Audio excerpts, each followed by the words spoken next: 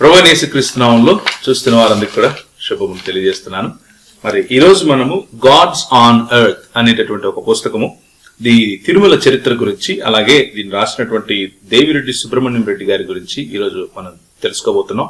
ఈ పుస్తకంలో ఉన్నటువంటి అనేక అంశాలు మరి ఒకటి తర్వాత ఒకటి పలు వీడియోల రూపంలో మీ మధ్యకు వస్తాయి. ఈ రోజు కేవలము ఈ పుస్తకం మొత్తానికి ఉన్న సారాంశం, ఈ పుస్తకం మొత్తానికి ఉన్నటువంటి ఒక చిన్న రివ్యూ లాగా మాత్రమే చూసుకోబోతున్నాం. లోపల ఉన్నటువంటి విషయాలు మరి కూలంకషంగా చర్చించుకోవడానికి ఒకదాని తర్వాత ఒకటి వీడియో పెట్టే ప్రయత్నం చేస్తాం. అయితే ఈ పుస్తకాన్ని సంపూర్ణంగా చదివి మనకు రివ్యూ ఇవ్వడానికి ఈ రోజు మనతో పాటు డాక్టర్ హేమలత పడవర గారు ఉన్నారు. మరి ఆంటీతో కలిసి ఈరోజు మరి మన చర్చను చేసుకోవటం మనకు చాలా సంతోషం. మీ లైబ్రరీలో చూస్తే లక్షలకు పైగా పుస్తకాలు ఉన్నాయండి, కానీ గాడ్స్ ఆన్ ఎర్త్ అనే ఈ కొత్త పుస్తకం గురించి రివ్యూ చేయాలని మీకు ఎందుకు అనిపించింది? లేకపోతే దేవిరెడ్డి సుబ్రహ్మణ్యం రెడ్డి గారు మీకు ఎలా తెలుసు? ఆయన శ్రీ వెంకటేశ్వర యూనివర్సిటీలో ప్రొఫెసర్ అన్నమాట నిజం. ఆయన పిహెచ్డి థీసిస్ ఇది అని పిహెచ్డి థీసిస్ గా దీన్ని సబ్మిట్ చేశారన్నమాట నిజం. కానీ ఆయన ఒక చరిత్రకారుడు అయినప్పుడు ఆయన చరిత్రగా రాసినటువంటి ఈ పుస్తకం గురించి రివ్యూ చేయాలని మీకు ఎందుకు అనిపించింది? నాకు దేవిరెడ్డి సుబ్రహ్మణ్యం రెడ్డి గారు చాలా ఏళ్లుగా తెలుసా అండి. ఎందుకంటే నేను కూడా యూనివర్సిటీలోనే పిహెచ్డి చేశాను. ఈ బుక్ వచ్చి ఆయన పిహెచ్డి థీసిస్ కాదనుకుంటాను నేను, తర్వాత రీసెర్చ్ చేసి రాసినటువంటి బుక్ ఇది. ఈ బుక్ కాంప్లిమెంటరీ కాపీగా మా ఇంటికి వచ్చింది. ఇది వచ్చిన తర్వాత తిరుమల చరిత్ర అంటే ఎవరికైనా ఇంట్రెస్ట్ ఉంటది కదా, సొంతూరు తప్పకుండా తెలుసుకోవాలని ఉంటది. గాడ్స్ ఆన్ ఎర్త్ అనగానే సో నాలో ఉన్న ఆంథ్రోపాలజిస్ట్ కూడా కొంచెం ఇంట్రెస్టింగ్ గా ఆ బుక్ తెరవడం జరిగింది. గాడ్స్ ఆన్ ఎర్త్ ఏంటి అనే ప్రశ్న ఎవరికి రాదు, అసలు ఆలోచించారు కూడా, అంత దూరం ఆలోచించారు. సో ఆ టైటిలే నన్ను చాలా ఎక్సైటెడ్ చేసింది అన్నమాట. సో ఆ బుక్ ఆ విధంగా తీసుకొని చదవడం జరిగింది. ఇంకా లైబ్రరీ అన్న తర్వాత బోలెడని బుక్స్ ఉంటాయి కదా, రకరకాల పుస్తకాలు ఉంటాయి, కానీ అన్ని మనల్ని అట్రాక్ట్ చేసి వెంటనే చదవాలనిపించవు. కొన్ని కొనుక్కున్న తర్వాత టైంని బట్టి చదువుతాం, కొన్ని అవసరాన్ని బట్టి చదువుతాం. ఇక్కడ ఒక చక్కటి మాట అన్నారు, అవసరాన్ని బట్టి చదువుతాం అన్నారు. ఈ పుస్తకం మీరు చదివేశారు. మరి ఇప్పుడున్నటువంటి సామాజిక పరిస్థితుల్లో దీన్ని చదవటం, దీని గురించి రివ్యూ చేయటం వెనక మీకు కనిపించిన అవసరం ఏంటి? ఇక్కడ ఇంకొక మాట కూడా నేను చెప్పాలి. ఈ బుక్ నేను చదివిన తర్వాత చాలా షాకింగ్ ఫ్యాక్ట్స్ తెలిసాయి అన్నమాట నాకు. తెలిసిన తర్వాత నేను మళ్ళీ దేవిరెడ్డి సుబ్రహ్మణ్యం రెడ్డి గారితో మాట్లాడాను. తర్వాత చెప్పాను అన్నమాట, ఇందులో చాలా సంచలనమైనటువంటి నిజాలున్నాయి, సత్యాలున్నాయి. నేను వాటిని చదివాను, నాకు చాలా షాకింగ్ గా అనిపించింది. ఈ బుక్ రాసిన తర్వాత మీకు వ్యూయర్స్ రెస్పాన్స్ ఎలా ఉంది అన్నాను. చాలా ప్లీజింగ్ గాను చాలా పాజిటివ్ గాను ఉందమ్మా అన్నారు. ఓకే, నేను ఇట్లా ఒక వీడియో చెయ్యాలనుకుంటున్నాను యూట్యూబ్ కోసము, సో మీ పేరు ఫోన్ నెంబర్ ఇవ్వమంటారా అని అడిగాను. అంటే ఇవ్వండి, నాకు చాలా ఇంట్రెస్ట్ ఎవరైనా మాట్లాడటానికి అని అన్నారనమాట. కాబట్టి ఆ రీసెర్చ్ చేసిన వ్యక్తి ఎంత కాన్ఫిడెంట్ గా ఉన్నాడో అందరూ తెలుసుకోవాలి, అందుకోసం చెప్పాను ఈ మాట. జనరల్ గా అయితే నా బుక్ నేను ఎందుకు మాట్లాడటం అన్నట్టుంటారు కదా, ఇదేదో భావజాలాన్ని చెప్పడం కోసం రాసుకున్న సొంత కథ కాదు, ఇది ఫ్యాక్ట్స్ మీద బేస్ అయి రాసినటువంటి ఒక ఆర్కియలాజికల్ హిస్టరీ ఉన్నటువంటి లేదా ఆర్కియలాజికల్ డేటా తీసుకుని రాసినటువంటి హిస్టారికల్ డాక్యుమెంట్ ఇది, కాబట్టి అంత ధైర్యంగా మాట్లాడుతున్నారు అంటారు. అవును. తర్వాత నేను అడిగాను అనమాట, have you published this material in any journal or have you presented this material as papers in any conference or seminar like that అని అడిగాను అనమాట. సెమినారు అని కాదు కానీ చాలా జర్నల్స్ లో అయితే పబ్లిష్ చేశారంట. దానికి ఎలా ఉన్నింది రెస్పాన్స్ అని అడిగాను. ఇట్స్ సో పాజిటివ్ అని చెప్పారు. సో నేనెందుకు ఇంత అడుగుతున్నానంటే, ఈ రోజు వరకు మనం ఒక భావము, ఒక విశ్వాసము, ఒక ఇతరత్ర గౌరవము లేదా ఒక ఒక ఒక రకమైన భావజాలానికి అలవాటు పడి ఉన్న ఒక విషయాన్ని పూర్తిగా కాంట్రాస్ట్ మీనింగ్ లో తెలుసుకున్నప్పుడు లేదా ఆపోజిట్ యాంగిల్లో దాన్ని చెప్పినప్పుడు తప్పకుండా ఎవరికైనా ఒక సంఘర్షణ అనేది ఏర్పడుతుంది. సో అంత సంచలనాత్మకమైన మాటలు, ఈ సంచలనాత్మకమైన మాటలు ఒక్క 3 చెప్పండి ఇందులో ఉన్న సంచలనాత్మకం లేకపోతే సంఘర్షణాత్మకంగా ఉన్నవి. తిరుమల కొండని ఈరోజు మనం తిరుమల అంటున్నాం. మొదట్లో దాన్ని పులికుండ్రం అనేవాళ్ళంట. పులికుండ్రం అంటే పుల్లికొండ అని అర్థం. పులికుండ్రం అంటే పుల్లికొండ అని అర్థం అన్నమాట. ఆ పులికొండని ఒక పుల్లిరాజు అని అతను పరిపాలించేవాడంట. ఓకే, ఇప్పుడున్నటువంటి తిరుమల అన్న దానికి పుల్లిరాజు అనే ఆయన ఒకనొక సమయంలో రాజు before first century. Okay, this is all before first century. Okay okay, Puliraju కాదు, పుల్లిరాజు, లీకి లావత్, పుల్లిరాజు. సో అతను వచ్చి చాలా మంచి పరిపాలకుడు అంట. అతన్ని చాలా భక్తితో చూసుకునేవాళ్ళంట ఆనాటి ప్రజలు. అతను చాలా దయగలిగి ఉండేవాడంట.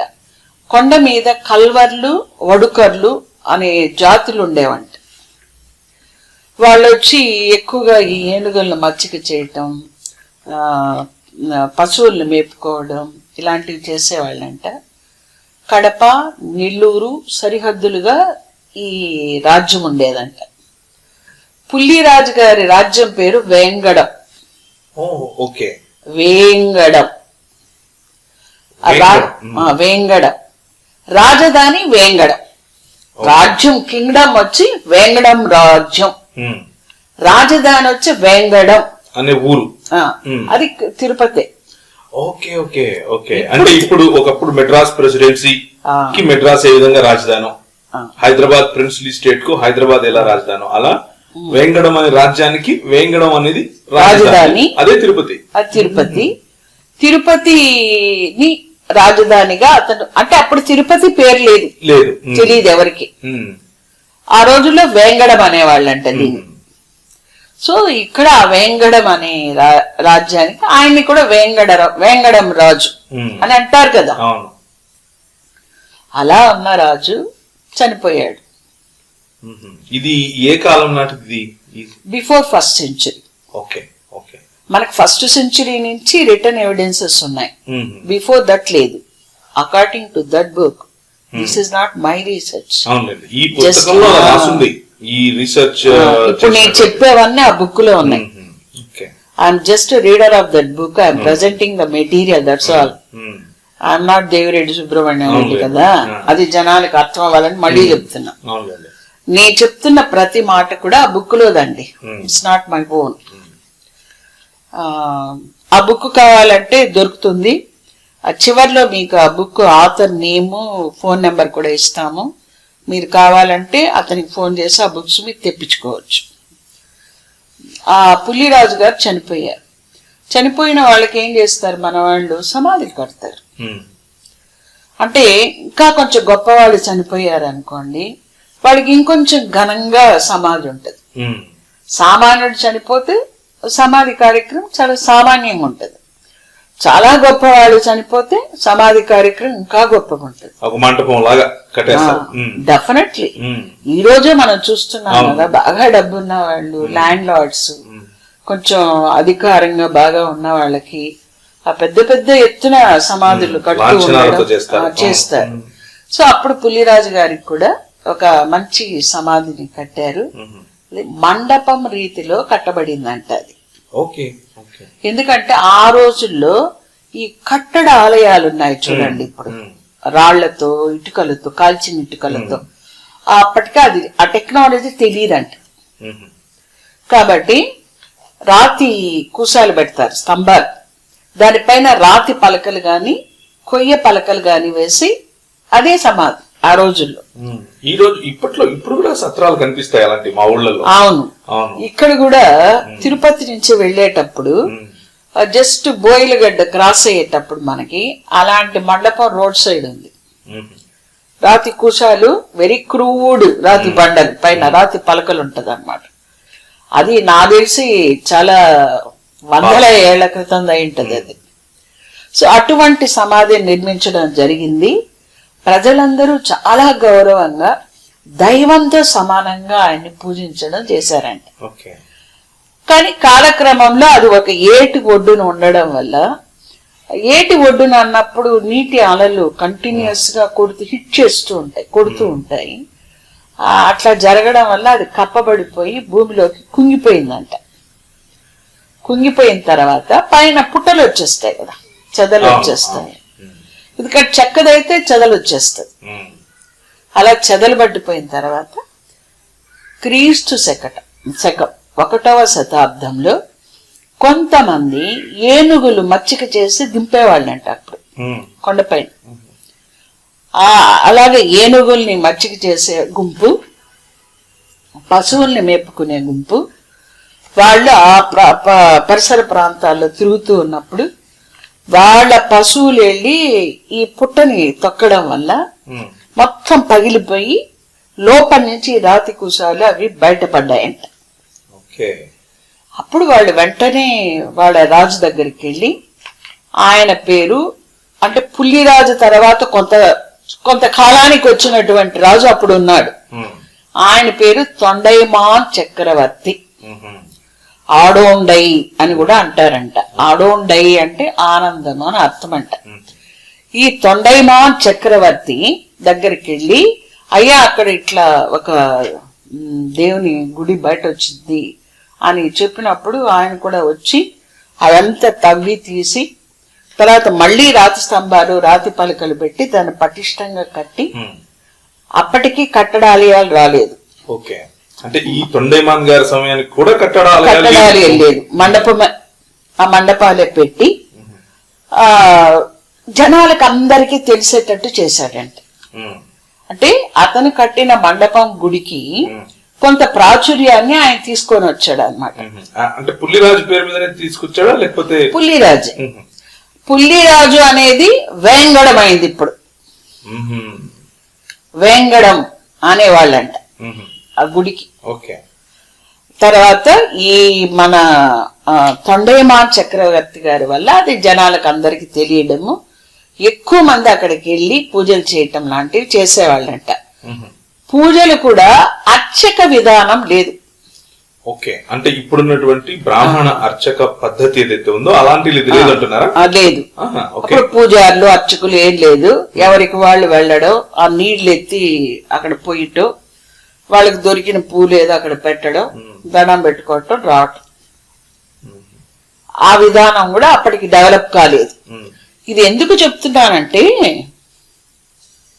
ఒక దేవుని చరిత్ర ఒక దేశపు చరిత్రగా ఉందన్నమాట. ఇక్కడ ఒక సంస్కృతి పరిణామ చరిత్రగా కూడా ఉంది. డెఫినెట్ గా ఇప్పుడు మనం వచ్చి ఏదో ఒక దేవుడి గురించి మాట్లాడుతూ వీళ్ళు ఏదో మాట్లాడుతున్నారు, అగెనెస్ట్ గా మాట్లాడుతున్నారేమో అలా భ్రమించకూడదు, ఎవరు అభ్రాంతిలోకి వెళ్ళకూడదు. ఒక చరిత్రని మన ఒక స్థల చరిత్రను చూస్తున్నా, ఒక ఆలయ చరిత్రను చూస్తున్నా, ఒక దేశ చరిత్రను చూస్తున్నా అనేకమైన విషయాలు అందులో మిళితమై ఉంటాయి. ఇంతవరకు మీరు చెప్పిన దాంట్లో సంచలనం ఏముందంటారు? అసలు వస్తుంది. ఆ తొండైమాన్ చక్రవర్తి గారు ఈ ఆలయాన్ని, మండపం ఆలయాన్ని పునరుద్ధరించిన తర్వాత ఆళ్వార్లు వచ్చారు. ఆళ్వార్లు అనేది మీరు వినుంటారు. వైష్ణవ భక్తుల్ని, వాళ్ళని ప్రధానమైన వాళ్ళని ఆళ్వార్లు అంటారు. 12 మంది ఆళ్వార్లు.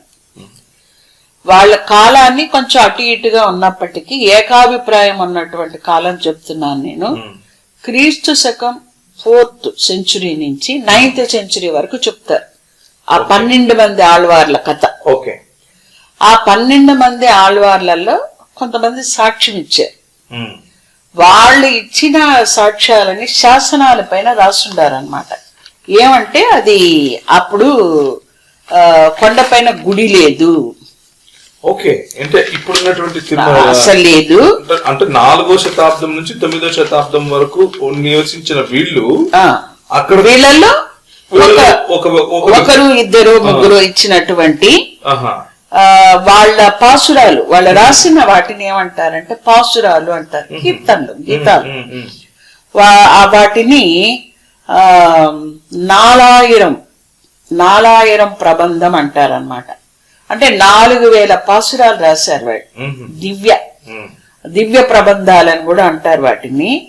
ఈ తొండైమాన్ చక్రవర్తిని థిరయన్ అని కూడా అనేవాళ్ళంట. థిరయన్ అని కూడా అనేవాళ్ళంట.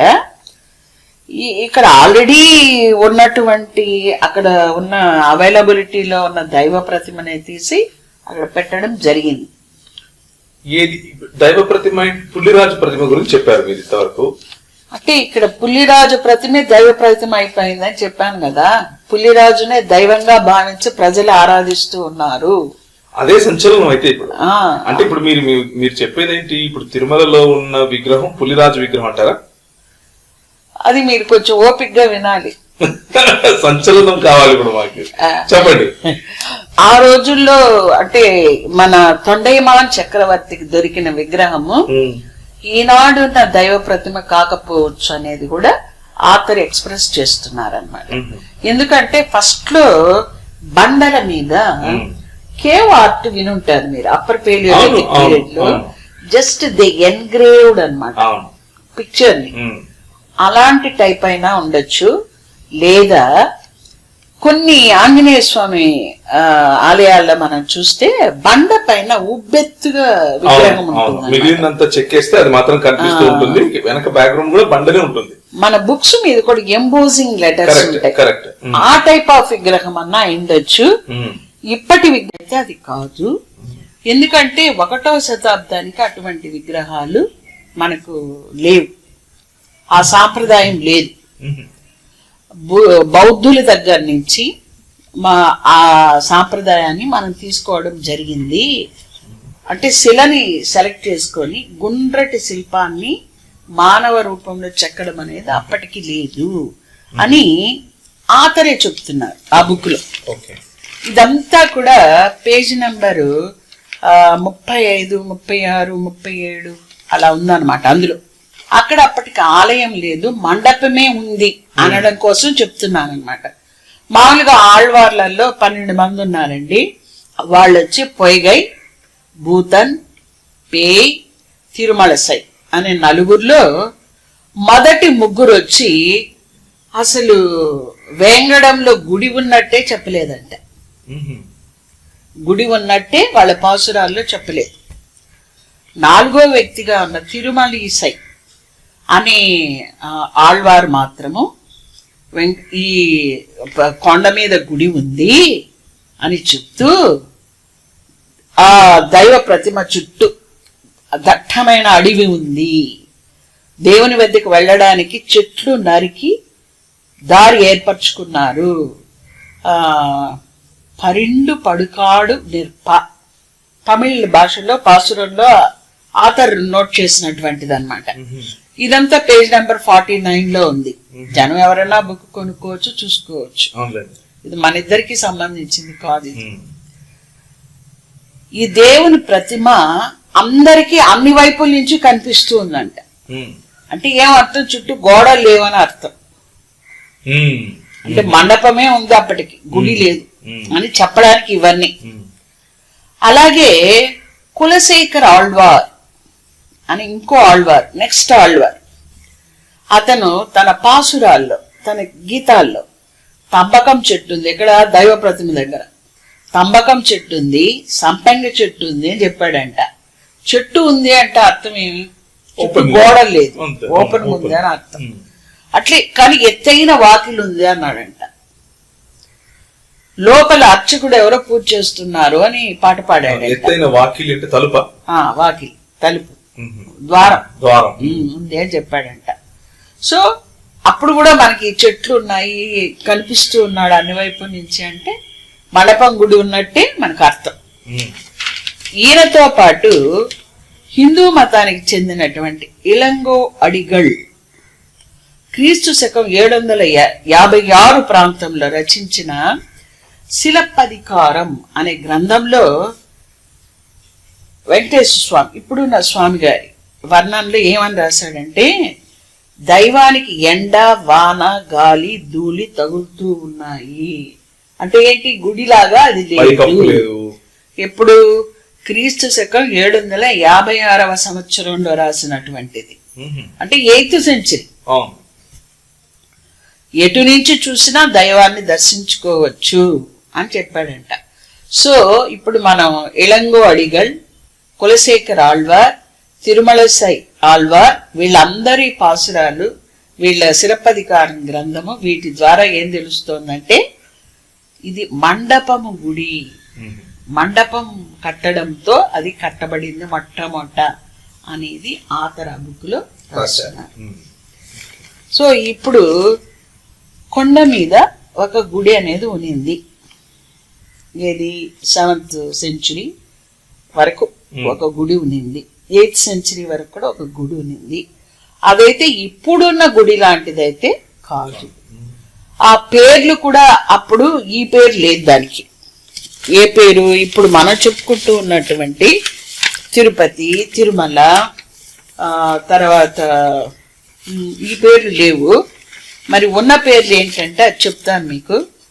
1వ శతాబ్ది ప్రాంతంలో మా ఊరిని ఏమనేవాళ్ళు అంటే పులికుండ్రం అనేవాళ్ళు. తిరుపతిని 1-3 శతాబ్దాల మధ్య కాలంలో వేంగడం అన్నారనమాట. పులికుండ్రమే వేంగడమైంది. వేంగడమో పులికుండ్రం అంతా ఒకటి. అంటే 1వ శతాబ్దంలో కూడా వేంగడం అంటున్నారు. ఇది ఎక్కడి నుంచి ఆతర్ దీనికి సపోర్టివ్ మెటీరియల్ ఎక్కడి నుంచి సేకరించారంటే ప్రాచీన తమిళ సాహిత్య సంగమ యుగం నుంచి ఆ మాట చెప్తూ ఉన్నట్టుగా తమిళ సాహిత్యంలో నుంచి ఈయన సేకరించారు దేవిరెడ్డి సుబ్రహ్మణ్య రెడ్డి గారు. తర్వాత క్రీస్తు శకం 1013వ సంవత్సరం ప్రాంతం నుంచి తిరుమల అని అనడం మొదలు పెట్టారంట. 1013 అంటే 11th సెంచురీ నుంచి. అలాగే క్రీస్తు శకం 1234, 1235 ఆ ప్రాంతంలో తిరుపతి అన్న పదం మొదట పుట్టింది. అప్పటి వరకు తిరుపతి అన్న పదం ఎవరికి తెలియదు. ప్రాచీన పేరు వాంగడం మాత్రం రికార్డ్స్ లో క్రీస్తు శకం 1544 అంటే 16th సెంచురీ ఫస్ట్ హాఫ్ వరకు అది వాడుకలో ఉన్నిందంట. తర్వాత పూర్తిగా ఆపేశారు. సో ఇప్పుడు తిరుమల, తిరుపతి అనేవి జస్ట్ తిరుమల అన్న పదము 11th సెంచురీలో, తిరుపతి అన్న పదము 13th సెంచురీలో పుట్టాయి అనేది మనకు అర్థమైంది. కాబట్టి మనం ఇప్పుడు మాట్లాడుకునేది వేంగడానికి సంబంధించింది అనాలి. వేంగడం మెల్లగా తిరుమల, తిరుపతి అవుతుంది. అంటే ఇప్పుడు మనం మాట్లాడుకునేవన్నీ కూడా వేంగడానికి సంబంధించింది, పులికొండ్రంకి సంబంధించిన మాటలని మనం చెప్పుకోవాలి. ఆ రోజుల్లో దట్టమైన అడవి, ఆ రాళ్ల మధ్యలో నుంచి మహా అయితే ఈ పశువులు మేపే వాళ్ళు వెళ్ళే కాలిదార ఉండొచ్చు, మన పొలాల్లో ఉంటుంది చూడండి కాలిబాట, అలాంటి బాట ఉండొచ్చు, అంతకు మించి లేదు. కాబట్టి వెళ్ళేవాళ్ళు చాలా కష్టపడి వెళ్ళేవాళ్ళంట అక్కడికి. ఈ సామాన్యులు వెళ్లే పరిస్థితులు లేవు. వీళ్ళ కోసము తిరుచానూరులో మీరు వినుంటారనుకుంటా, ఆ తిరుచానూరుని ఆ రోజుల్లో తిరుచుకొనూరు అనేవాళ్ళంట. తిరుచుకొనూరు అనేవాళ్ళంట. ఇప్పుడు తిరుచానూరు అంటున్నాం దాన్ని. దానికని ఏం చేశారంటే ఇక్కడ తిరుచానూరు ప్రాంతంలో ఒక ఆలయాన్ని కట్టారంట. ఆలయాన్ని కట్టి అది తొలి కట్టడాలయం అంట. ఇప్పుడుండే ఆలయం కాదు, ఒక ఆలయం కట్టారు. ఆ గుడిని తిరువిలన్ కోయిల్ అనేవాళ్ళంట. కోయిల్ అనేవాళ్ళం. కోయిల్ అంటే గుడి కదా తమిళ్లో. అలాగే అందులో ఉన్న వెంకటేశ్వర స్వామిని తిరువిలన్ కోయిల్ పెరుమానడిగల్ అనేవాళ్ళంట. తిరువిలన్ కోయిల్ పెరుమానడిగల్ అనేవాళ్ళంట. ఈ గుడి పక్కనే ఒక పెద్ద హాల్ కట్టారంట. ఆ హాల్ కట్టి అందులో ఒక చివర్లో ఇంకొక వెంకటేశ్వర స్వామిని ప్రతిష్ఠ చేశాడంట. ఓకే. ఆ హాలుని తిరుమంత్రశాలై అనేవాళ్ళంట. ఇదంతా పేజీ నెంబర్ 10లో ఉంది. మనం ఇప్పుడు మాట్లాడుకుంటున్నది ప్రజెంట్ ఉన్నటువంటి వెంకటేశ్వర స్వామి చరిత్రని మనం మాట్లాడుకుంటున్నాము. ఫస్ట్ పులికుండ్రం ఉండేది. పుల్లిరాజు సమాధి మీద ఒక మండపం కట్టడం అనేది ఒకటి ఉన్నింది. అది కాలక్రమేణా కుంగిపోయినప్పుడు భూమిలోకి అది మూతబడిపోయింది మట్టితో.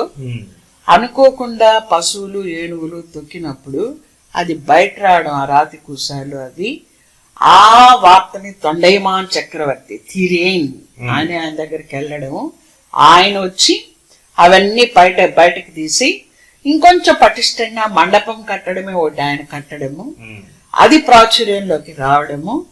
అప్పటికే ఆ మండపం కట్టడాన్ని ఈ ఆళ్వార్లు కొంతమంది దర్శించుకోవడము. తిరుమలీసై ఆళ్వారు, కులశేఖర్ ఆళ్వారు, వీళ్ళు అక్కడ గుడి లేదు అంటే వాళ్ళ మాటల ద్వారా మనకు అర్థమవుతున్నది, మండపమే ఉన్నట్టుగా మనకు తెలుస్తుంది. సో ఇప్పుడు వచ్చి మనం తిరుచానూరు గురించి మాట్లాడుకుంటున్నాం. అంటే 1 నుంచి 9వ శతాబ్దంలోకి వచ్చాం మనం. చాలా దూరం ప్రయాణించాం. ఈ హాల్లో ఒక మూల పెట్టిన ఈ హాల్ని ఏమంటే తిరుమంత్రశాలై అని చెప్పాను. ఈ తిరుమంత్రశాలలో ఉన్న దేవుణ్ణి తిరుమంత్రశాలై పెరుమానడిగల్ అనేవాళ్ళంట. వెంకటేశ్వర స్వామి తిరుమలలో ఉన్నాడు కదా ప్రతిమ, ఆ ప్రతిమ దేవుణ్ణి తిరువేంగడత్తు పెరుమానడిగల్ అనేవాళ్ళంట. వెంకటేశ్వర స్వామి కాదు, తిరువేంగడత్తు పెరుమానడిగల్ అనేవాళ్ళంట. ఇదంతా పేజీ నెంబర్ 10లో ఉంది, ఆ బుక్ లో ఉంది. తర్వాత ఈ హాలు వంటి నిర్మాణం ఉంది కదా, గుడి ఉంది బానే ఉంది, దేవుడి దగ్గరికి వెళ్ళొస్తారు. హాల్ ఎందుకు అన్నది మనకి ఎవరికైనా డౌట్ వస్తుంది. ఆ హాలు వంటి నిర్మాణంలో అంటే తిరుమంత్రశాలలో ఆ హాల్ని ఏమంటారు? తిరుమంత్రశాలై. దాంట్లో జనాలను వైష్ణవంలోకి మార్పిడి చేసేవాళ్ళంట. ఆ సమయంలో అష్టాక్షర తిరుమంత్రాన్ని పఠించేవాళ్ళు.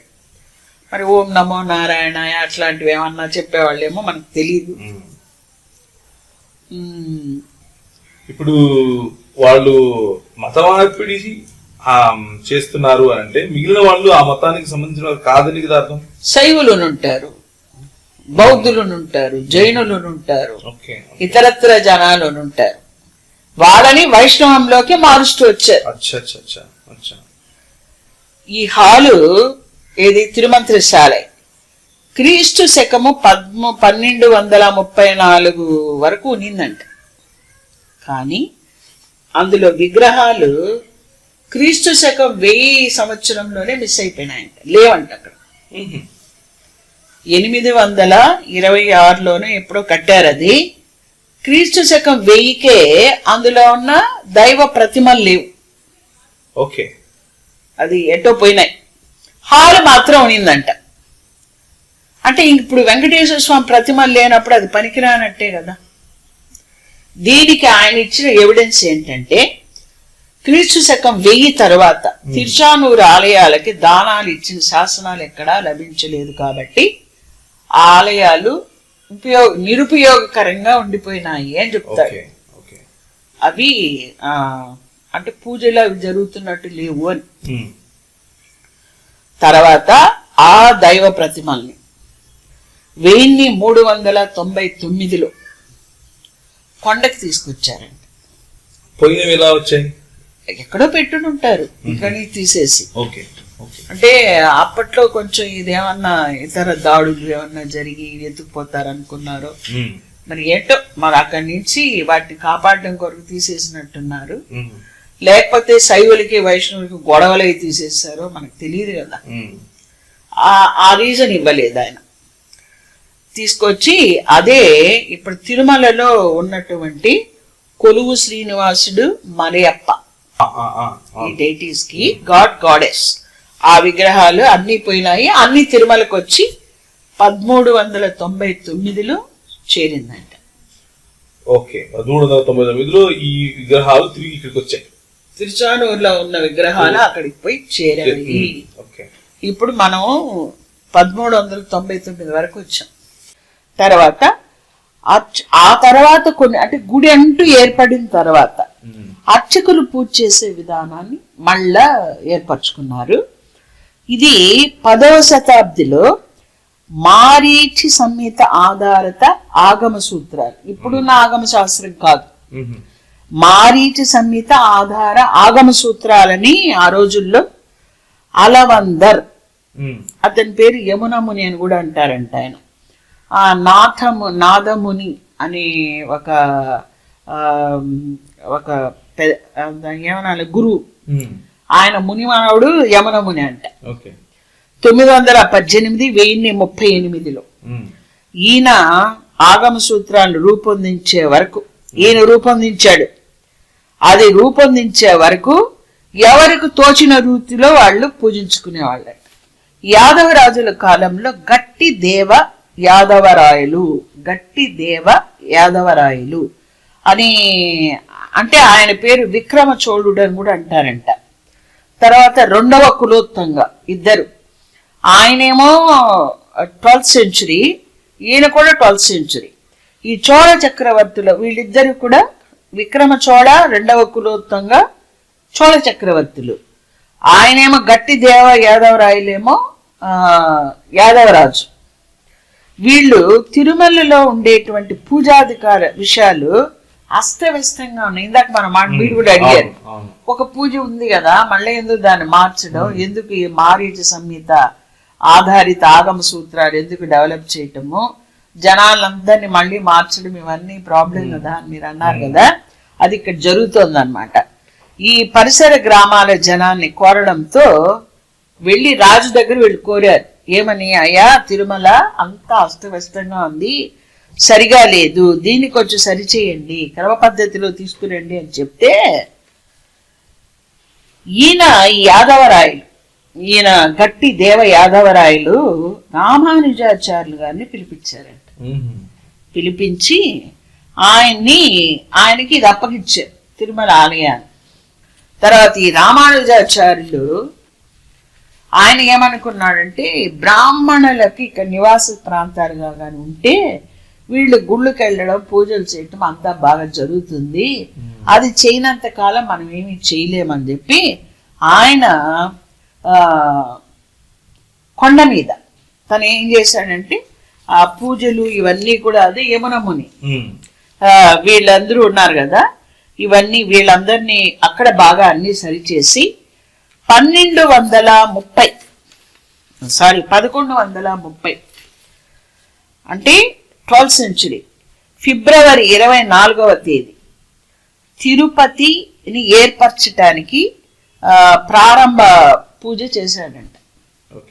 అంటే తిరుపతి బర్త్డే వచ్చి 24th ఫిబ్రవరి 1130గా మనం చెప్పాలి. 1వ రాజేంద్ర చోళుడు అంటే చోళుల పరిపాలనలో ఆ పరిపాలనా కాలంలో 7వ రోజు అని ఇచ్చాడు. మరి హౌ దే డిసైడెడ్ దట్ అనేది నాకు తెలీదు, ఆతర్ చెప్పారు. క్రీస్తు శకం 1013వ సంవత్సరంలో రాసినటువంటి ఒక శాసనంలో తిరుమల అనే పేరుని మొట్టమొదటిసారిగా వేంగడం అనే పేరుకి ప్రత్యామ్నాయంగా వాడారంట. మొట్టమొదటిసారిగా 1013వ సంవత్సరం అంటే just the beginning of the 11th centuryలో తిరుమల అనే పేరుకి వేంగడం అనే పేరుని ప్రత్యామ్నాయంగా వాడబడిందని చెప్తున్నారు. బుక్ లోంచి తీసిందే కదా మనం మాట్లాడుతున్నది. అలాగే క్రీస్తు శకం 1544 వరకు వేంగడం అనే పేరుని శాసనాల్లో వాడేవాళ్ళంట. తిరుమల అనే పేరు వచ్చినప్పటికీ ఆ తర్వాత ఒక 300-400 సంవత్సరాల వరకు ఈ వేంగడం అనే పేరు ప్రముఖంగా ప్రాచుర్యంలో ఉనింది. తర్వాత మన దేశానికి వచ్చిన తొలి యూరోపియన్లు ముఖ్యంగా పోర్చుగీస్ వారు ఫస్ట్ వచ్చింది వాళ్ళే కదా, వాళ్ళు తిరుమల తిరుపతి అని ఫస్ట్ వాళ్ళు వాడారు. తిరుమల తిరుపతి అనే పదాన్ని తూర్పున ఉన్న రోమ్ అనేవాళ్ళు అంటే దీన్ని తిరుపతిని అట్లా వాళ్ళు పిలిచేవాళ్ళు అంటే తిరుమలని. సో ఇంతవరకు అది తిరుపతి ఎలా ఏర్పడింది. తర్వాత 1250 ప్రాంతంలో అంటే 13th సెంచురీలో వీర నరసింహ యాదవరాయలు అనే వారి కాలంలో ఆయన పరిపాలిస్తున్న రోజుల్లో పుల్లన్న అనే వ్యక్తి ప్రదక్షిణాపథం చుట్టూ ఉన్న గోడల్ని కూల్చివేసి దాన్ని వెడల్పు చేసి ఆ ప్రదక్షిణాపథాన్ని వెడల్పు చేసి తిరిగి మళ్ళీ లావుపాటి గోడల్ని పైకప్పుని నిర్మించాడంట. ఇక్కడ ఈ పుల్లిరాజు మరి పుల్లన్న ఈ పేర్ల యొక్క కాంబినేషన్ ఇంకా రిపీట్ అవుతూనే వస్తున్నట్లుంది. ఆ పుల్లిరాజు గారి ఇన్ఫ్లుయెన్స్ అనేది ఈ రోజుకి ప్రజల్లో ఉందనేది ఆథర్ చాలా బలంగా చెప్పారు. అది ఏ రకంగా అంటే ఇప్పుడు పులిరాజే వెంకటేశ్వర స్వామిగా ఆరాధించబడుతున్నాడు. అదే సంచలనం.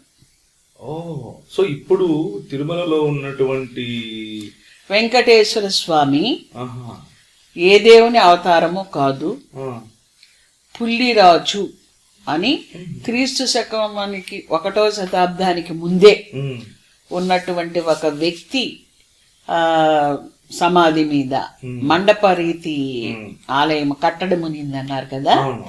అదే లేట్రాన్ కాలక్రమంలో తిరుమల అయింది. అవును అవును, మీరు ఇంతవరకు అదే చెప్తూ వచ్చారు. అది పేజ్ నెంబర్ 32లో చాలా స్పష్టంగా చెప్పారు అతను.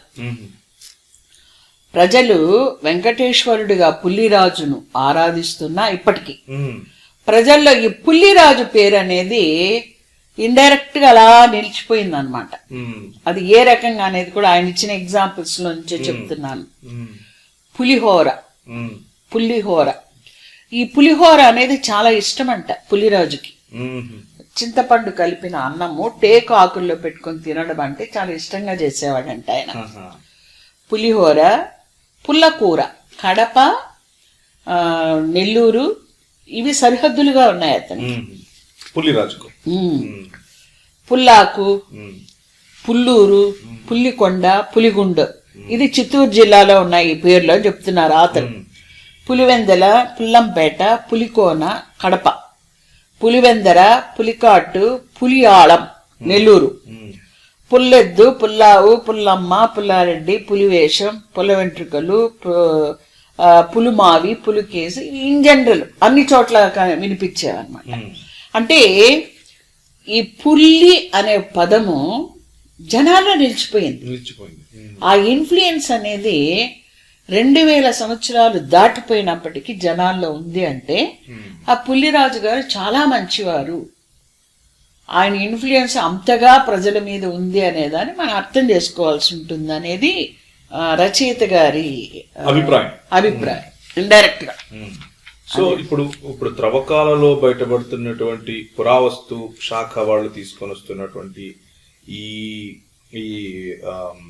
ఏవైతే శిలాఫలకాల నుండి, శిలా శాసనాల నుండి, తామ్రపత్రాల నుండి వీటన్నిటి బట్టి రుజువయ్యేది ఏమిటి అని అంటే ఒకానొక సమయంలో పుల్లిరాజు అనే వ్యక్తి యొక్క గౌరవమే రాను రాను రాను రాను వివిధ రాజులు దాన్ని ప్రోత్సహించడం ద్వారా ముఖ్యంగా మీరు ఇద్దరు ముగ్గురు పేర్లు తీసుకున్నారు. తొండైమాన్ చక్రవర్తి, తొండైమాన్ గారు, తర్వాత పల్లవులు, చోళులు, చాళుక్యులు, తర్వాత చివరికి యాదవ రాజులు, విజయనగర రాజులు. వీరి ద్వారా మెల్లిమెల్లిగా వెంకటం పోయి వెంకటేశం అయింది అన్నది మీ అభిప్రాయం, అంటే ఆథర్ అభిప్రాయం. అవునవును, మన ఇద్దరు అభిప్రాయం కాదు. Sir now we are discussing about that book, Devireddy Subrahmanyam Reddy book ని మనం ఇద్దరం మాట్లాడుతున్నాము. ఈ దేవిరెడ్డి సుబ్రహ్మణ్యం రెడ్డి గారు ఈయన క్రైస్తవుడు లేకపోతే ముస్లిమో లేకపోతే ఇలాంటి హిందూ అండి. ఆయన హిందూ. ఒక అకాడమిషియన్ కి మతం ఉండదు. అంటే నేను ఈ ప్రశ్న ఎందుకు అడిగాను అని అంటే ఈ మధ్య కొంతమంది మీ పుస్తకం గురించి కూడా అన్నారు కదా, అంటే హేమలత గారికి పుస్తకం రాయడం రాదు, దాంట్లో మొహమాటం ఏముంది, నాకు బుక్ రాయడం రాదంట. అంటే ఇప్పుడు అకాడమిషియన్స్ అనేవాళ్ళు ఇలాంటి బయాస్ వెనక పెట్టుకోకుండా ఉన్నది ఉన్నట్లుగా రాస్తారు, మీరు అదే చేశారు అన్నది అది చెప్పడం కోసం ఒక ప్రీ ఆక్యుపైడ్ మైండ్ ఉండి బయాస్డ్ గా ఉంటే నేను బుక్ రాసే ముందే ఏం చేస్తానంటే నా బుక్ గురించి ఎవరినన్నా భజన చేయమని చెప్పి, నా బుక్ని పొగడమని చెప్పి, లేదా నా బుక్ డబ్బులు పెట్టమని చెప్పి నేను ముందుగానే కొంతమందిని అరేంజ్ చేసుకుంటా. అలా రాయడమే బుక్ రాసినట్టుగా వాళ్ళు అనుకున్నారేమో నాకు తెలీదు. సో నేను కూడా నాకు వీలైనంత మట్టుకు సెకండరీ డేటాని నేను ఎక్కువ కలెక్ట్ చేశాను. అంటే బుక్స్ లో నుంచి ఆల్మోస్ట్ ఒక మోర్ దాన్ 200 బుక్స్ నేను చదవడము, ఆ బుక్స్ లో నుంచి మెటీరియల్ తీసి నేను రాయడం జరిగింది. అక్కడికక్కడ బుక్ నేము, ఆథర్ నేమ్ కూడా నేను ఇవ్వడం జరిగింది నా బుక్ లో. సో వాళ్ళ ఉద్దేశంలో బుక్ రాయడం అంటే ఏంటో నాకు తెలియదు. నా ఉద్దేశంలో బుక్ రాయడంలో నాకు చాలా బాగా తెలుసు. బుక్ రాసే అలవాటు కూడా నాకు బాగా ఉంది. నేను 13+1 14 బుక్స్ ఆల్రెడీ నేను రాశాను. ఇంకా రాసే ఉన్నాయి, వస్తూ ఉన్నాయి, అవి కూడా వస్తూ ఉన్నాయి, దారిలో ఉన్నాయి, అవి వస్తాయి. సో బుక్కి రేట్ ఏం పెట్టాలనేది కూడా ఇంకా మీదట ఎవరన్నా అడిగి పెట్టాలేమో తెలియదు. ఇప్పటిదాకా ఆఖరికి ఆ స్వేచ్ఛ ఉంటుందని నేను అనుకున్నాను. తర్వాత ఇక్కడ ఈ పులిరాజుకు సంబంధించిన ఇంకొక ఎవిడెన్స్, జనాలందరికీ తెలిసిన ఎవిడెన్స్ చెప్తున్నాను. అదేంటంటే కొండ మీద ఇప్పటికి కూడా వెంకటేశ్వర స్వామిని, అది ఆ సమయం అది నాకు గుర్తులేదు కానీ, విగ్రహాన్ని తీసుకొని గుడి దాటి కొంత దూరం వెళ్తారనమాట. మోస్ట్లీ గోగర్భం వరకు తీసుకెళ్తారనుకుంటా. అక్కడ విల్లంబులు ధరించి పార్వేట అనే వేట ఉత్సవం చేస్తారు ఇప్పటికీ. వెంకటేశ్వర స్వామి విగ్రహాన్ని తీసుకొని అక్కడికి వెళ్ళి వేట ఆడినట్టుగా అక్కడ ఒక చిన్న ఉత్సవాన్ని జరుపుతారు. ఇది పుల్లిరాజు అలవాటు. పుల్లిరాజు క్రీస్తు శకం 1వ శతాబ్దం ముందు నివసించి ఉన్నటువంటి పుల్లిరాజుకి విల్లంబులు ధరించి ఆయన రాజ్యమైనటువంటి వేంగడంలో వేటకెళ్ళే అలవాటు ఆయనకు ఉందంట. వేటకెళ్ళడం చాలా ఇష్టం అంట ఆయనకి. దాని పార్వేట అంటారు. ఆ పార్వేటని ఇప్పటికీ ఒక ఉత్సవంగా పైన జరుపుతున్నారు. ఇప్పుడు ఒకవేళ దేవుడే అనుకుంటే ఆయన వేటకెళ్ళడం చేయడు కదా కొండపైన. కానీ దానికి పురాణాలు అవన్నీ రాశారు కదా, దాని గురించి కూడా మన ఆథర్ చెప్పారు. దాన్ని కూడా నేను చెప్తాను. ఇది ముందు ఇది చూసేద్దాము. తర్వాత శిల్పాలు. ఇప్పుడున్నటువంటి దైవ ప్రతిమ క్రీస్తు శకం 1వ శతాబ్దంలో ఏదైతే తొండయమాన్ చక్రవర్తి పెట్టాడో ఇది అది కాదు అనే దాన్ని ఆతరు నొక్కి వక్కాణిస్తున్నారు. అది ఎలాగో చూద్దాం. రాతిలో గుండ్రంగా శిల్పాలు రూపొందించేటువంటి కళ, శిల్పకళ క్రీస్తు శకం 1వ శతాబ్ది తర్వాత మాత్రమే అభివృద్ధి చెందింది. అది బౌద్ధ మతంలో మొట్టమొదట తొలుదొల్త బుద్ధుని శిల్పాలను రూపొందించడం జరిగింది. ఆ తర్వాతనే హైందవం వంటి మతాలలో అలాంటి గుండ్రటి శిల్పాలు రూపొందించటం ఆరంభమైంది. కాబట్టి మనం చూస్తున్న వెంకటేశుని శిల్పము 1వ శతాబ్ది ముందుదైతే కాదు, ఆ తర్వాత కాలానిదే అని ఇది కూడా ఆతరే చెప్పాడు. లక్షల కోట్ల సంవత్సరాల నుంచి. Page number 36. నీ పేజ్ నెంబర్స్ కూడా ఇస్తూ వస్తున్నా. పార్వేట గురించి కూడా ఆ బుక్ లో పేజీ నెంబర్ 31 and 32లో ఉంది. ఈ లక్షల సంవత్సరాలు అనే దాన్ని చెప్పే ప్రతి ఒక్కరు కూడా కాస్త పరిశీలించుకోవాల్సిన అవసరం ఉంది. మానవుని పుట్టుకే హోమోసేపియన్స్ భూమి మీదకి వచ్చి 60,000 సంవత్సరాలే. అంటే ఈనాడు ఉన్న మనిషి.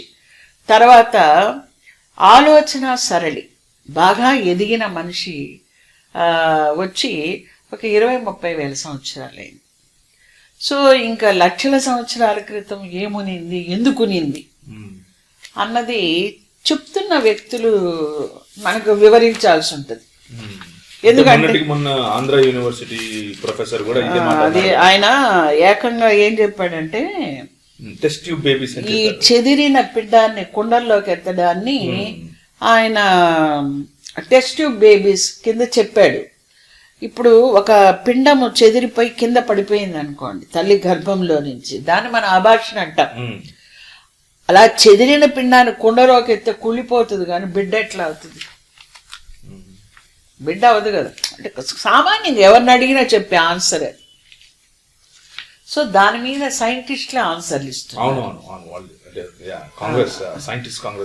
ఎందుకంటే మనం అంత కాంపిటెంట్ అథారిటీస్ కాకపోవచ్చు, మనం జనరల్ గా ఆన్సర్ చెప్పచ్చు, ఇది సరైనది కాదు అని మనం అనొచ్చు, కానీ సైంటిస్టులే ఆయన్ని ప్రూవ్ చేయమని చెప్పి అడుగుతున్నారు. సో మన దేశంలో బాధ్యతాయుతంగా ఉండాల్సిన వాళ్ళు ఇలాంటి వీడియోల ద్వారా ప్రజల్లోకి ఇలాంటి బాధ్యత రాహిత్యం ఏదో ఒకటి తీసుకెళ్ళడం, ఏదో ఒకటి చెప్పడం, మీరు ఏ రకంగానూ అది ఎట్లా మంచిది అవుతుందండి? ఏ రకంగానూ అది మంచిది కాదు.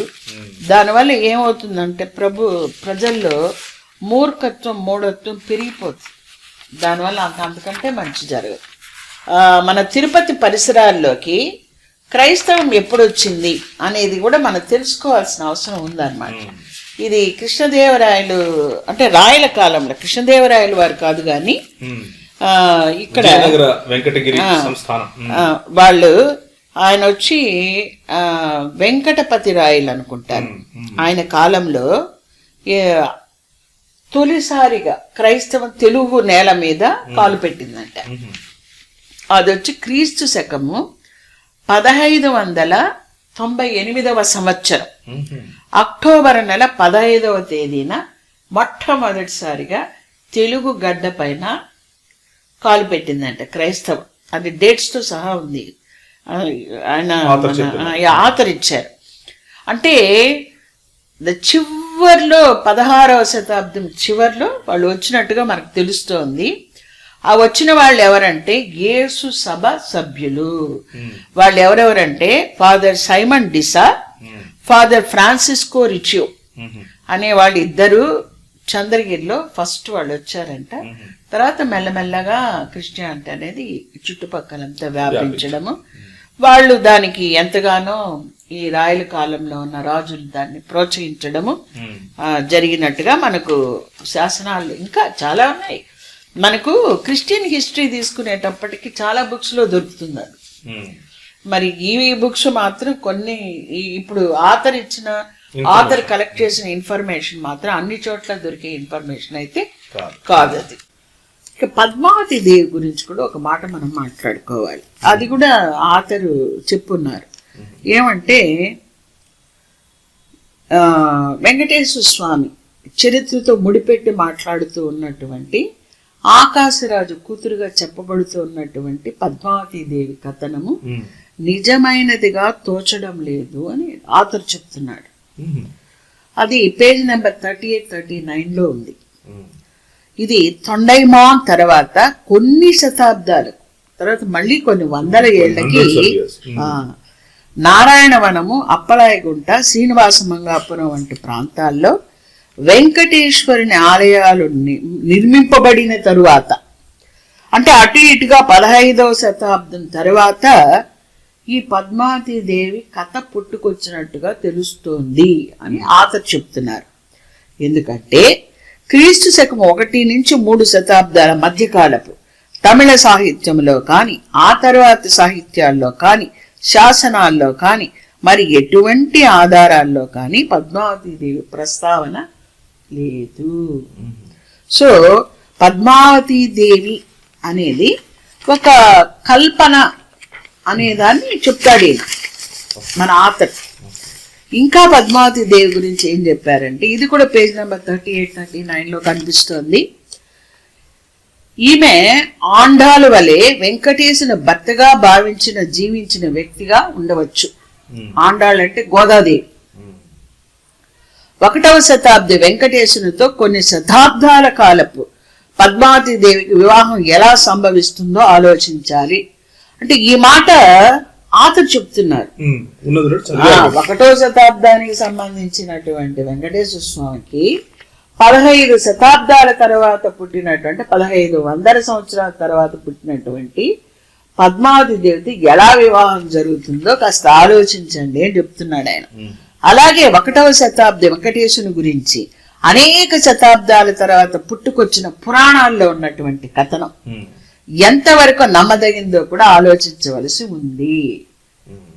These are all words of our author. That's all. అంటే హిస్టారికల్ బ్యాక్గ్రౌండ్, హిస్టారికల్ డేటా గనక చేతిలో ఒక పక్క పెట్టుకుంటే ఇప్పుడు రాసుకున్న పురాణాలు వీగిపోతాయి అని చెప్తున్నాను. నిలవు. ఫస్ట్ మనం ఏం చెప్పుకున్నామంటే 1వ శతాబ్దానికి ముందరే పుల్లిరాజు అని ఒక పాలకుడు ఈ వేంగడమ ప్రాంతాన్ని పరిపాలిస్తూ ఉన్నాడు. ఆయన చనిపోవడం జరిగింది. ఆయన సమాధి మీద ఒక మండపం అనేది ఒకటి నిర్మించబడింది. ప్రజలందరూ కూడా ఎంతో ప్రేమతో ఆయన్ని ఆ గౌరవం, ఆయన మీద ఉన్న గౌరవం వలన ఆయన్ని దైవం వల్ల ఆరాధించేవారు. కానీ కాలక్రమంలో అది భూమిలోకి కుంగిపోవటము, దాని మీద పుట్టలు రావడం వల్ల అది మరుగున పడిపోవడం జరిగింది. తర్వాత ఏనుగులు మచ్చిక చేసేవాళ్ళు, ఈ పశువుల కాపర్లు ఒకరోజు ఆ పశువులు ఇవన్నీ తొక్కడం వల్ల ఆ పుట్ట పగిలి మట్టి చెదిరిపోయి ఆ కనిపిస్తూ ఉన్నటువంటి ఆ మండపం యొక్క శిథిలాలను చూచి వాళ్ళు తొండైమా అంటే ఆ కాలంలో పరిపాలిస్తూ ఉన్నటువంటి, ఆ కాలం ఏదంటే క్రీస్తు శకం 1వ శతాబ్దం, తొండైమాన్ దగ్గరికి వెళ్ళి, చక్రవర్తి దగ్గరికి వెళ్ళి ఇలా అక్కడ ఒక దైవాన్ని మేము చూసాము, ఒక ఆలయాన్ని చూసామని చెప్పడము, ఆయన అక్కడికి వచ్చి అవన్నీ తవ్వించి తీసి ఒక మంచి మండపం కట్టడమే. అప్పటికి కట్టడాలయాలు రాలేదు, ఏర్పరచడం జరిగింది. కానీ అక్కడికి సామాన్యులు వెళ్ళడం అనేది చాలా కష్టంగా ఉండేది.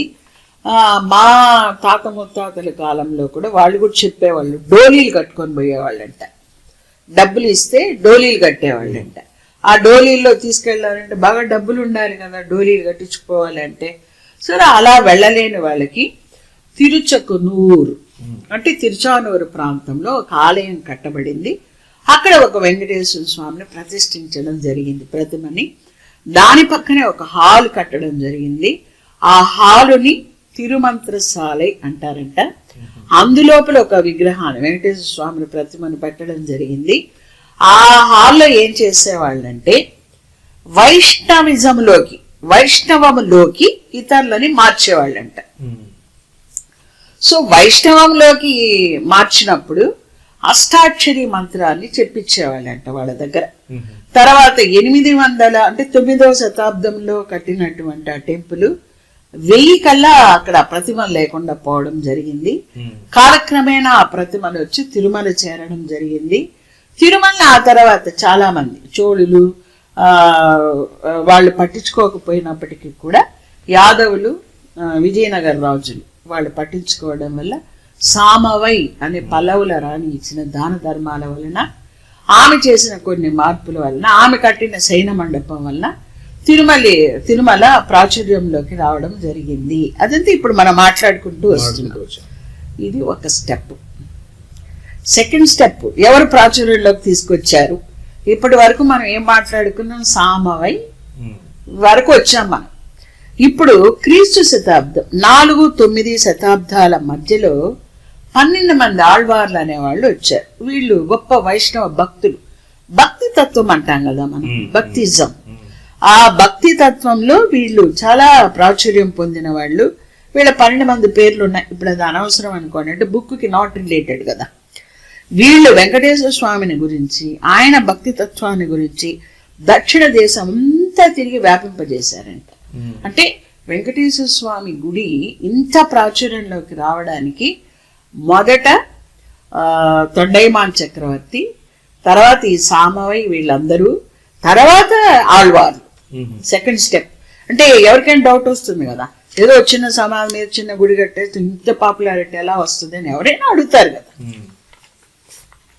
ఇది వచ్చి పూర్తిగా ఒక అకాడమిక్ స్టడీగా దీన్ని చూడాలి. అది కూడా పనిగట్టుకొని మత భ్రష్టులు లేదా మత శ్రేష్ఠులు రాసింది కాదు ఇది. మత భ్రష్టులు, మత శ్రేష్ఠులు రాసింది కాదు ఇది. జస్ట్ ఒక అకాడమిషియన్, ఒక విద్యావేత్త తనకు తెలిసిన విషయాలన్నింటినీ జనాలకి తెలియచేయాలనే ఒక ఉద్దేశంతో, ఒక సదుద్దేశంతో ఈ బుక్ను తీసుకురావడం జరిగింది. జనాలని మూర్ఖత్వం వైపు నడపాలి, సంపాదించాలి, దండుకోవాలి, బాగుపడాలి అనే గుంపు ఎప్పుడూ ఉంటుంది. అలాగే ఏది ఏమైనా సరే సత్యాన్ని ప్రజలకు తెలియచేయాలనే గుంపు కూడా ఒకటి ఉంటుంది. దానికి ఉదాహరణగా మనం దేవిరెడ్డి సుబ్రహ్మణ్యం రెడ్డి గారిని చెప్పచ్చు. ఈ 1000 సంవత్సరాలుగా తిరుపతి ఎలా ఏర్పడింది, తిరుమల ఎలా వచ్చింది, వెంకటేశ్వర స్వామి ఎలా వచ్చాడు, ఈ ఆవిర్భావం ఎలా జరిగింది, ఈ 1000 సంవత్సరాల పరిణామ క్రమంలో ఇవన్నీ ఎలా ఏర్పడ్డాయి, ఎలా ప్రాచుర్యంలోకి వచ్చాయి అని జనానికి తెలియజేస్తున్నాడు. ఆయన ఉద్దేశము అదే, మన ఉద్దేశము అదే. చాలా సంతోషం. డాక్టర్ హేమలత పడమర గారు ఈరోజు మనతో గాడ్స్ ఆన్ ఎర్త్ తిరుమల చరిత్ర అనే పుస్తకం యొక్క రివ్యూ చెప్పారు. మరి దీని రైటర్ గారు అయినటువంటి దేవిరెడ్డి సుబ్రహ్మణ్యం రెడ్డి గారు, ఆయన శ్రీ వెంకటేశ్వర యూనివర్సిటీలో ప్రొఫెసర్గా ఉండి రిటైర్ అయ్యారు. ఆయన చేసినటువంటి ఈ హిస్టారికల్ రీసెర్చ్కి సంబంధించినటువంటి ఈ పుస్తకాన్ని మీకు ఎవరికైనా కావాలి అని అనుకుంటే స్క్రీన్ పైన కనిపిస్తున్న నంబర్లు, అలాగే అక్కడ కనిపిస్తున్న అడ్రస్లో మీరు ఉత్తరం రాసి, లేకపోతే ఈమెయిల్ రాసి, లేకపోతే ఫోన్ చేసి దాన్ని తెప్పించుకోవచ్చు. తర్వాత మరి ఇలాంటి మంచి పుస్తకాలను ప్రోత్సహిద్దాం అందరం కలిసి.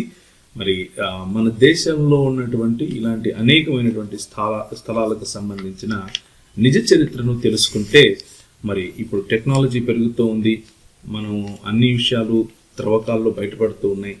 అలా బయటపడటం వల్ల నిజం కూడా బయటపడుతూ ఉంది అన్న విషయాన్ని జ్ఞాపకం చేసుకుంటూ మనందరం కూడా మరి ఇలాంటి మంచి రీసెర్చ్ వర్క్ను మనం ప్రోత్సహిద్దాం. మరి చూసిన మీ అందరికి కూడా ప్రభువైన యేసుక్రీస్తు నామములో వందనాలు.